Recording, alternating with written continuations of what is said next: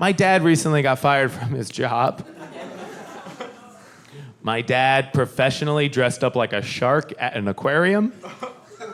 Should explain, he was there to entertain children. It wasn't like a low-budget aquarium that had people in costumes in the tanks. They had fish in the tanks.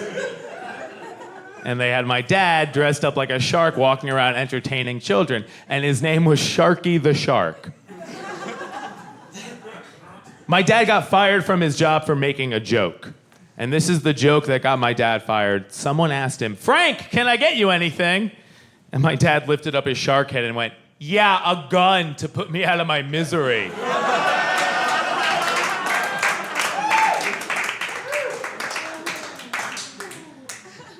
Thank you for laughing at that. That almost makes it worth it. Because they fired him on the spot. They called the cops on him. And boy, do I wish I was there to watch cops escort a shark out of an aquarium. That would have been a fun visual. But it bothers me that they fired him. I thought we all made suicide jokes at work. I thought that was part of every office place. Also, my dad didn't have a gun. He was asking for one. Also, he had fins for hands. He couldn't have pulled the trigger if he wanted to.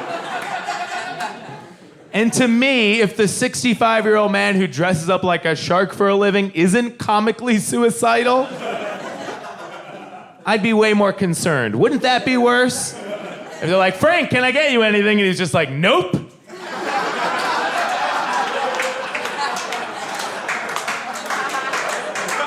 I have everything I need. And please, call me Sharky. You're like, let's fire that guy. You gotta call the cops on that guy.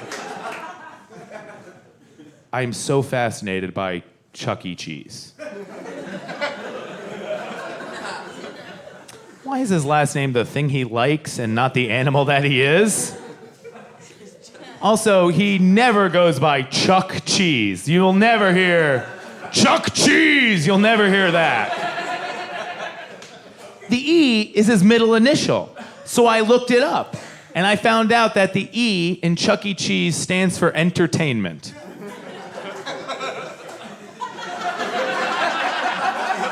Which means his full name is Charles Entertainment Cheese. Which is the greatest name I've ever heard. I want to meet that man. I want that for myself. I'm Robert Entertainment Dean.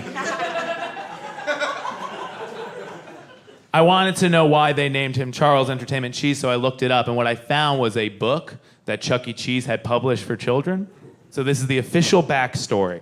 It's the official origin of Chuck E. Cheese. And the book begins by saying, no one knows why he was named Charles Entertainment Cheese. And I was like, well, that's all I was looking for. But I'll keep reading. And I kept reading, and it goes on to say, no one knows why he is named that because he is an orphan. That's how the book starts. It goes on to say, because he is an orphan, he also does not know when his birthday is. So he has never had a birthday party. Which is why he loves celebrating the birthdays of other children.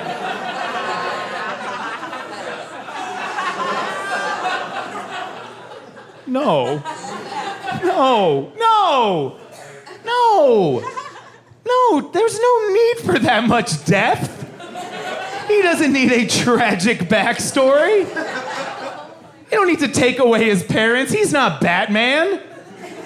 He's a cartoon rat that owns an arcade. Give him parents. Make Dave and Buster his parents. He doesn't need to be an orphan. If you're gonna go this orphan route, you gotta change the whole restaurant. No more pizza. Everyone eats soup while he plays acoustic guitar. And every night he's like, happy birthday, I've never had one. It upsets me because I've never heard of a tragic backstory for any other commercial character, right? Like, I've never heard that Captain Crunch was a POW. And while he was a prisoner, he was fed sandpaper, and that's why his cereal is the way that it is. It works, it makes sense, but there's no need. Snap, crackle, and pop met in prison. There's no need. There's clearly evil backstories that aren't said. Pillsbury Doughboy, poppin' fresh, clearly there's something wrong there. Because he's made out of dough, yet he promotes the sale and baking of dough? Right? The dinner rolls come out of the oven, he smells them and laughs? Those are the charred corpses of his family. And he's getting a sick pleasure out of it. I think the worst is Mr. Peanut, because he's clearly doing very well financially. Off of selling off his own kind. His nut trafficking business.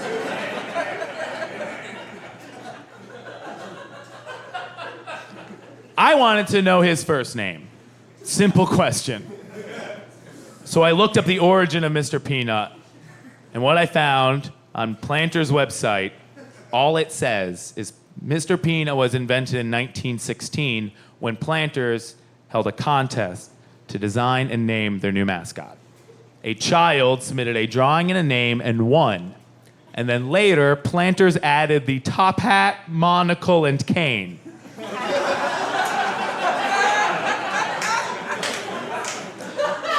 And that's all it said.